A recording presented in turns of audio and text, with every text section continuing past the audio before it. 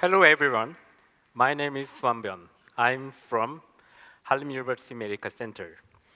First of all, I would like to thank you, Dentium, for inviting me at such a wonderful um, minimalism consensus today. It's truly a great honor to be here today. Today, I would like to talk about minimal treatment for atrophic ridges with Dentium product. In this presentation, I would like to share how we can achieve minimal treatment with Dentium product. For decades, we performed large GBR in atrophic ridge cases. We should do the extensive flat elevation, autobone harvesting, and we need rich membrane. Multi-stage surgery, it can increase healing period more than 4 months. And it can increase technical sensitivity and cost burden to the patient and clinicians. However, today's clinical trend is moving toward minimal or simple GBR treatment. This involves minimal prep elevation, and we can achieve good clinical outcome with xenograft only and observable membrane. We can finish the treatment with single-stage surgery, and it can reduce burden to the patient and clinicians. Let's think about, so why simple GBR and minimal GBR become possible? There are two main factors, reasons. First is patient demand. It's driven by patient demand. Patients want to less traumatic and shorter healing treatment. Second, it's thanks to narrow ridge solution. Advancement of implant technology, such as bright tissue implant. It allows us to handle difficult cases without the need of a lot of bone grafting or complex, difficult surgical procedures. Thanks to these two factors combined, we can achieve minimal and simple treatment. Entire treatment has shifted toward minimalism concept. We can now use bright tissue level implant 3 millimeter diameter or 2.5 millimeter, even 2 millimeter, very narrow diameter tissue level fixture. This system gives us flexibility in managing difficult cases and complex cases. Even in situations where bone condition is not sufficient, these narrow tissue level fixtures provides us a straightforward solution. Let me show you a clinical case. In this case, I planned two fixtures, lower anterior area, both canine area. Looking at the preoperative CT, you can see that the ridge was extremely thin, less than 3 millimeter. If I had used a standard size, for example, 3.5 or 3.6 millimeter diameter fixture, most of the fixture would have been exposed. This would have required a lot of bone grafting procedure, such as ridge splitting or block bone grafting at the labial site. So instead, I placed 2.5 by 11 fixture, bright tissue fixture on both sides. Even with 2.5 millimeter diameter fixture, the ridge was so thin, so the upper portion of the fixture was a little bit exposed. If I had used 3.5 millimeter diameter fixture, the exposure would be increased. Since the defect condition, defect shape was not unfavorable, so I connected to the fixture with the scan comfort cap, and I just do the simple coverage with the ocean general particle bone. This is postoperative X-ray, and you can see that both fixtures are well positioned in planned area. This is post-operative CT. The fixtures are well positioned within the cortical bone area, within the cancellous bone area. Most of the fixture can be placed in the cancellous within the cortical bone area. It can lead to a good prognosis and allows us for a faster final restoration. This is the final processes. And there is another important advantages. Although the bright tissue level implant system has narrow diameter fixtures, it's a two-body type. It's not a single body, one piece type. So it means that if the fixture position is acceptable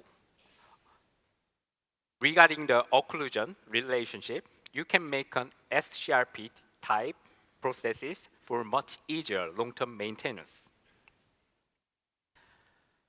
So beyond the bright implant system, Dentium offers a comprehensive and fully integrated system. They work together. First step, preoperative diagnosis with bright CT. Second system, we can use bright implant system. Third, we can use the graft material, osteogeno and osteogeno collagen. Step 4 is protection using collagen graft. And final step is wound sealing with bright oral pack. Let me explain each step in detail in today's my presentation. The first step is bright CT. Whenever I suspect or I encounter a atrophic rich case, the previous case, like I always confirm the condition or the bone shape and bone density with preoperative CT taking. This allows me to make an objective three-dimensional assessment of the bone volume and shape and bone density. One of the most powerful feature of Bright CT is its AI-based auto-fixture placement. This feature was developed using CBCT data from 4 university hospitals and Dentium dental clinic. More than 1,000 cases CT data collected across the 4 university hospitals and Dentium dental clinic, including my hospital. The AI predicts the ideal position of the fixtures and ideal size of the fixture. This is not just for the detail guide surgery. This is for the preoperative prediction and preoperative diagnosis. It is a very practical tool for implant diagnosis and for the patient's consultation. We can show the final restoration image for the patient before the surgery. One just single click gives us the fixture size and position all at once. The AI-based sinus bone graft prediction features is also extremely helpful. This feature provides us the residual bone height at the missing area, and it can show the bone graft simulation for the sinus augmentation. This allows for a predictable and well-planned treatment to the patient, and it can decrease the risk of the surgery in difficult cases.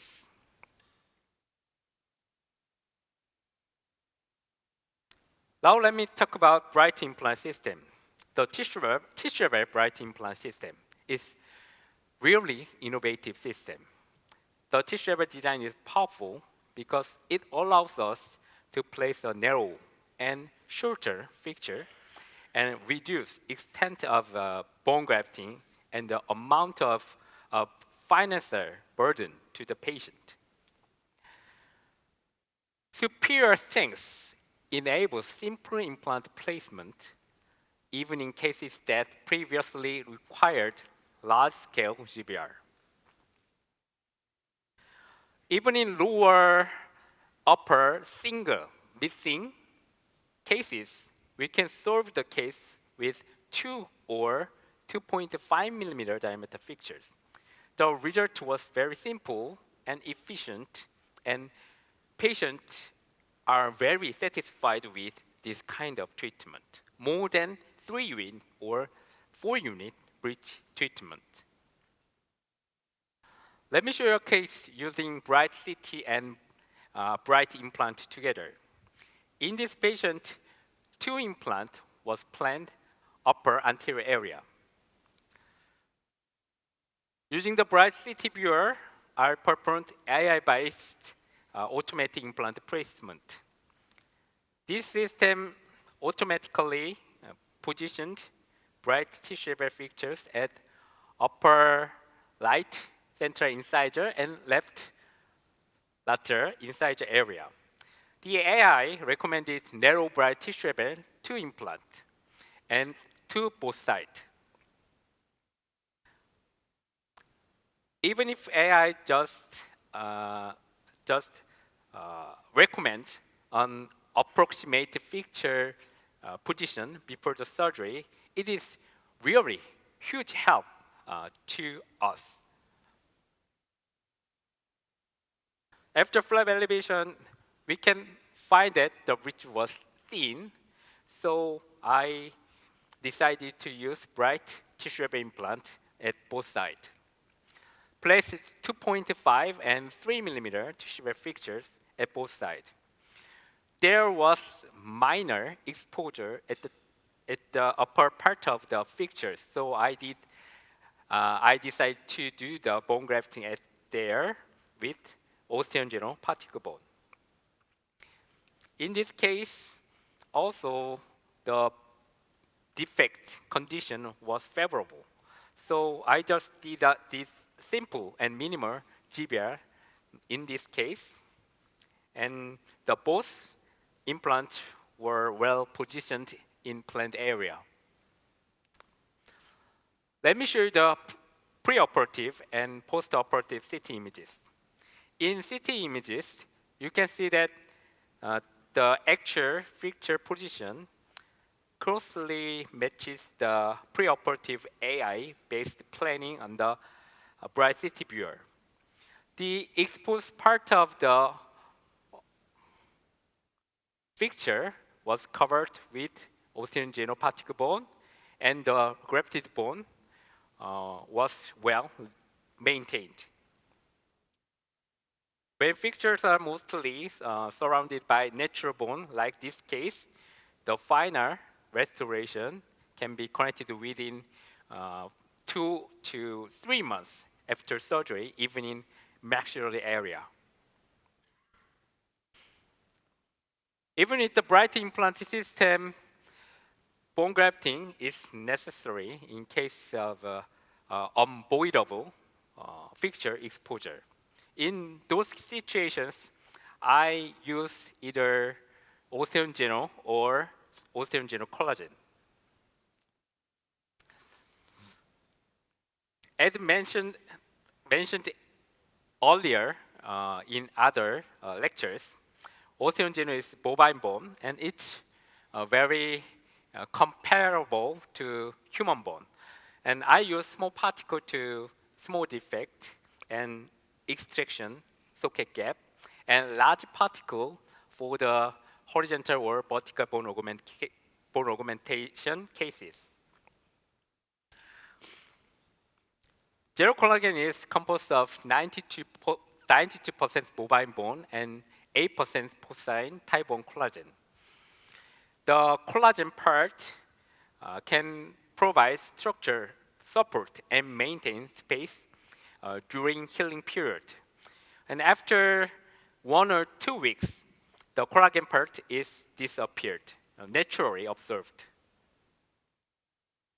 For successful result, choosing the right bone graft is very important. We need a material with natural pore architecture for scaffold function and high hydrophilicity for easy handling.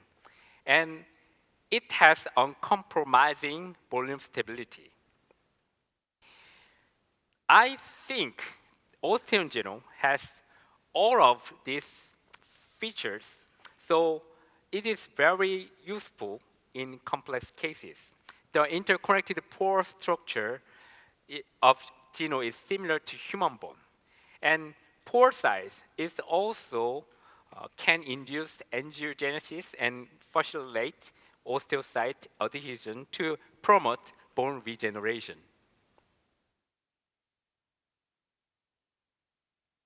To demonstrate the clinical stability of osteon geno and osteon geno collagen, let me show you two cases.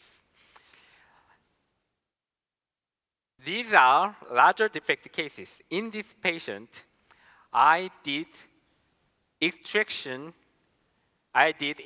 of left lower third molar with cyst inoculation. And after cyst inoculation, I just apply osteon geno only. And the right image is after 3 years from surgery. As you can see, excellent bone formation in defect area. And this result gave me great confidence in long-term stability, long-term performance of osteon genome. And next case is osteon geno collagen. This patient was ameloblastoma case. As you know, ameloblastoma is very difficult pathologic disorder.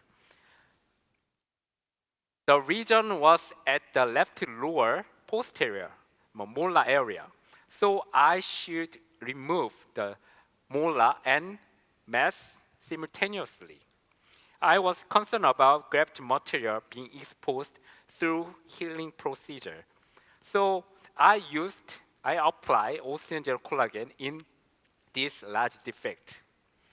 After 3 years, as you can see, you can clearly see that the bone regeneration, bone formation at this defect is very excellent. So based on this clinical evidence, now I'm using osteon geno and osteon geno collagen for bone defect cases, including implant cases and pathologic disorder cases. This case with genocollagen and bright implant system, atrophic rich situation. This patient required tissue level implant in anterior area, upper and lower, both area, and bone level bright implant system on posterior area. Looking at the lower anterior area, you can clearly see that the ridge was very thin.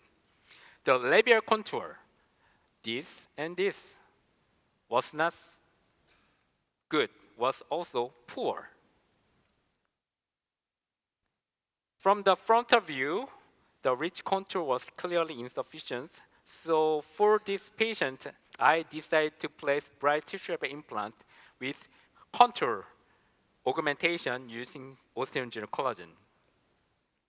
First, I placed two pictures, 2.5 and 3 millimeter bright tissue implant. Minor, tiny fixture exposure at the top of the SLA surface area. I decided to cover the exposed fixture with genocollagen, and simultaneously, I used the genocollagen to improve the labial volume contour. By minimizing fixture exposure with a narrow implant system, and you can actually use genocollagen to additionally enhance the labial contour, volume contour, and aesthetic at the same time. After 2 weeks, this is a photo after 2 weeks, you can see that the labial side volume has been improved here and here. This is post-operative CT. You can confirm that the contour augmented by zero collagen. And tissue fixture was also placed within the cortical bone area. The final prosthesis was corrected after 2 months. This is clinical photo taken after 6 months. The labial volume is well maintained. The patient was really satisfied with this treatment. In this patient, I placed bright tissue implant on anterior area, the atrophic rich cases. And I used bright bone level fixtures on posterior, upper and lower, with sinus augmentation left and right side. The patient was very happy with the treatment because every treatment in this patient was very simple and it takes less than 5 months, including upper and lower. Step 4, even with careful bone grafting, the bone graft may become exposed because we always try to a lot of bone grafting as much as possible. Whenever graft exposure is anticipated, I apply collagen graft to protect the surgical site, the grafted bone site. As you know, there are 2 types of collagen graft, X1D and X2D. I use X1D when I need rapid epithelialization, and I use collagen graft X2D when I need to fix it with sutures or when space maintenance is needed. And in particular, I apply X2D with risk of oral anterior communication, risk of oral anterior opening. Let me show you a clinical case with collagen graft. In this case, 4 anterior upper teeth should be removed, and right anterior area, at upper area, you can see that the cystic lesion. We should remove this area with extraction of 4 teeth. And you can see the 2 failed implants on right posterior area. Fixture fracture, and there was the peri-implantitis around the first molar area implant fixture. So I planned 2 implant immediate placement with extraction of 4 teeth on anterior area. In the posterior area, 2 failed implants were adjacent to the sinus floor. After removing that, there was a risk of oral anterior communication. After extraction and shifting inoculation, as you can see, bone condition was not good. Proper bone grafting was needed, especially on the palatal area, because the cystic lesion was located at the palatal side of the anterior area. I placed bright bone level fixture 3.5 by 11 millimeter on both sides. The defect on palatal side was deep and narrow, so it was very difficult to approach. So I mixed osteogeno with Mininalism PN and to create a cohesive mass. If we make a cohesive mass with osteogeno and PN, it is easier to approach to the defect site, the deep and narrow defect. It could be placed into the palatal defect all at once. As Dr. Zhang mentioned earlier, PN can enhance the potential of bone regeneration in defect site. So for the area in direct contact with the fixture, I applied osteogeno with PN Monarja. For the extraction socket and labial side, I applied osteogeno collagen, and for the contour and fill the defect area. I applied collagen graft X2D to completely cover the grafted general collagen. If I couldn't use the collagen graft in this case, I should do the leading incision or the other soft tissue or the hard tissue management technique. But thanks to collagen graft 2, it prevents exposure of the grafted bone and protects the wound until it is fully healed. On the posterior side, after removal of the fixture, there was tiny perforation between oral cavity and the nasal cavity. So I grafted osteocollagen at there, and I cover it with collagen graft X2D. This double layer approaches minimize the risk of oral-anterior communication. This is a clinical photo taken after 1 week. You can see that secondary healing is progressing very well. Thanks to collagen graft 2 and osteogenic collagen, we can now handle even atrophy-rich cases with minimal treatment like this case. And finally, the last step is oral pack, bright oral pack. Recently, I really prefer this product to cover and protect the wound site after surgery. This is no mix, without mix, tube-type material with great convenience. Each color is similar to gingiva, and it is hydrophilic, and it protects the surgical site for from 3 to 4 days, and after that, it naturally disappears.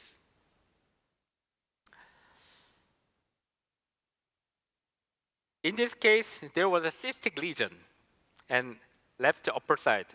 After cyst inoculation, I did bone grafting with osteogeno, and I filled the extension socket with collagen sponge. I think this point was my mistake. I should use the osteogeno collagen or the other grafted material at here. The grafted area was covered with collagen membrane. Covering with collagen graft is also an option. And after surgery, this is a panoramic radiograph.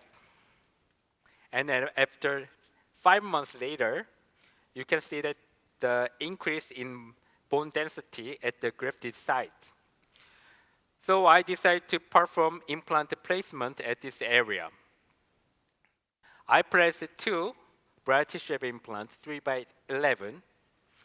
As you can see, incomplete bone formation at the anterior area. The area was collagen sponge has been applied. So to overcome this situation, I did the osteogenic bone grafting and covered the grafted site with collagen graft. And after straying, I applied bright oral pack around the surgical site. This is my entire protocol to approach atrophic-rich cases. As I have shown throughout today's presentation, the Dentium product lineup allows me to perform minimal treatment even in challenging cases, difficult, complex cases. Let's look at the takeaways. I highly recommend this protocol to easily overcome severe cases. And I always say less is more, and we should focus on efficiency of treatment. And finally, bright implant system already has over 5 years of stable clinical data. Furthermore, I highly recommend you try the latest technology, such as Bracity Viewer, AI-based features. It is very useful tools for your clinical practice. Thank you very much.